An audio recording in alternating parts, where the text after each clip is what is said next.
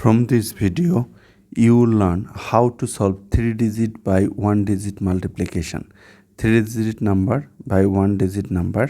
So you need to multiply this 3-digit number by this 1-digit number. So look, 7 times 5 equal to 35.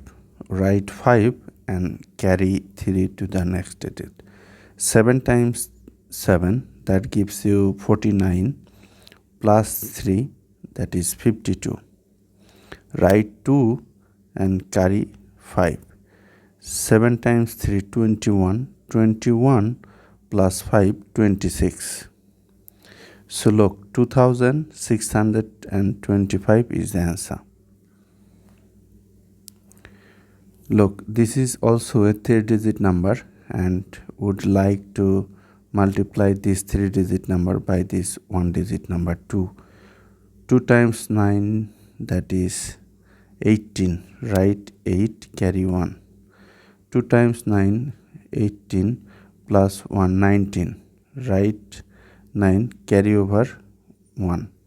2 times 7, 14, plus 1, 15.